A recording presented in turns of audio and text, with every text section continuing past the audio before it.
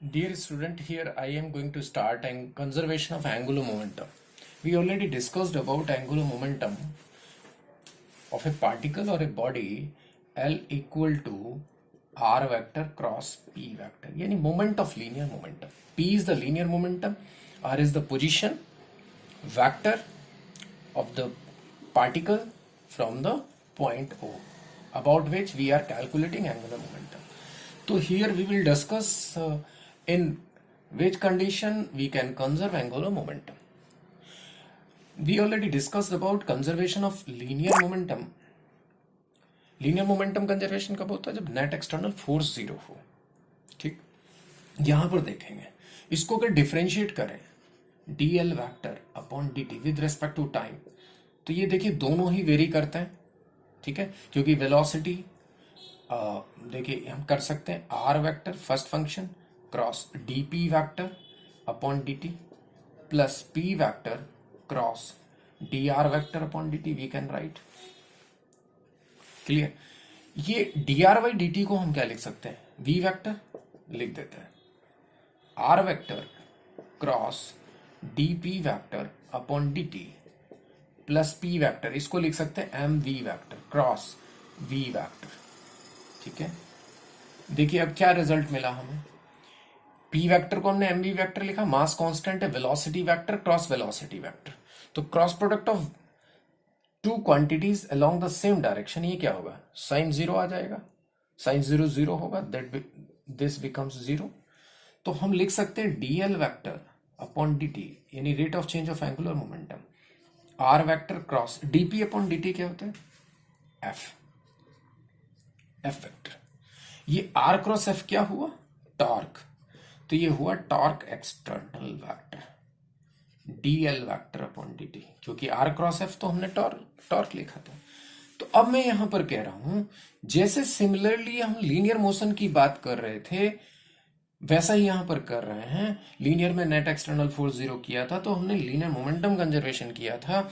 यहां torque zero होगा अगर external, if torque external net external torque is equal to zero, तो we can write dl vector upon dt equal to zero, और you can say dl vector equal to zero, dl vector equal to zero यानी change in angular momentum equal to zero, यानी l vector equal to constant.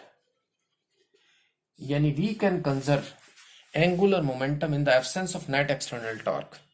तो if the net external torque is zero, no net torque acting on the particle or a body, we can conserve angular momentum. Clear? यानी और you can say I omega, L equal to हम क्या लिख रहे थे? I omega equal to constant. Clear? इस पर question मिल सकता है आपको, आसानी से आप सॉल्व कर सकते हैं. तो यहां पर एक एग्जांपल लेते हैं. एग्जांपल क्या है? कंजर्वेशन एंगुलर मोमेंटम पर. A wheel of moment of inertia I and radius r is rotating about its axis, अपनी एक्सिस के अबाउट रोटेट कर रही है at an angular speed omega not, initial angular speed omega not. It picks up a stationary particle of mass m at its edge. Find new angular speed of the wheel. यानी particle जब rotate करता है ऐसे करके, wheel है ऐसे rotate कर रहा है, लेट से अपनी एंगुलर स्पीड इसकी ओमेगा नॉट एक्सिस के अबाउट, ये क्या करता है? ऐसे रोटेट करता हुआ जाता है और अपनी एज पे ना एक ग्राउंड पे से कोई पार्टिकल अटैच कर लेता है. जैसे इसके बाद ये सिचुएशन आ जाए, मान लीजिए ये पार्टिकल यहां से उठाता है, पिकअप करता है एज पर अटैच हो जाता है पार्टिकल कोई ग्राउंड से. ठीक है, ये पोजीशन है. ये मान लीजिए m मास का पार्टिकल आ जाता है इस पर, ग्राउंड से ऐसे टच हो जाता है.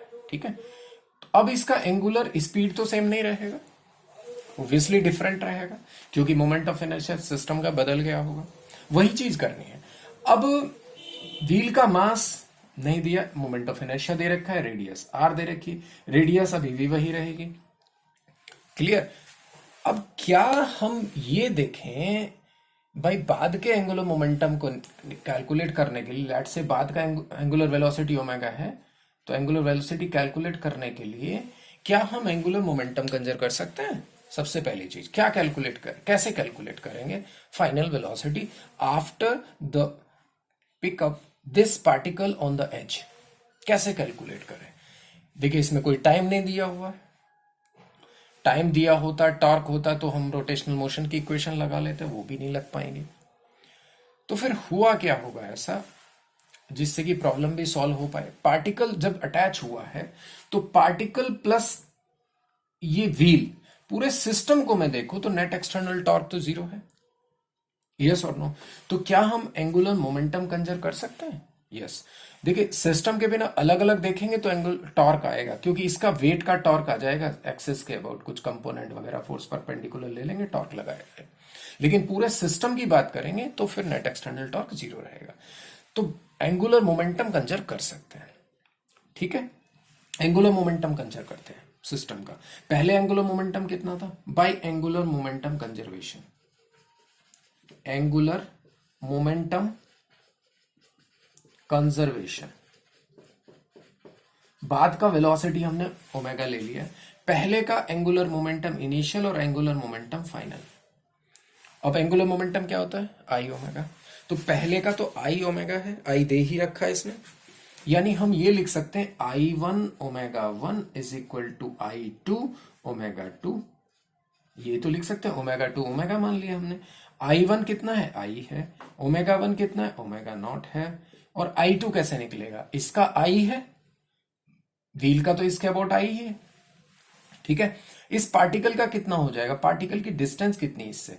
पार्टिकल का मास m, एक्सिस से डिस्टेंस r, तो पार्टिकल का कितना हो जाएगा? M R square plus I. क्योंकि सिस्टम का देखेंगे, इसका अपना moment of inertia scalar value होती है, सीधे सीधे एल्जेब्रिकली ऐड होगी। क्लियर? तो M R square plus I, omega two मतलब ओमेगा जो हमें कैलकुलेट करना था।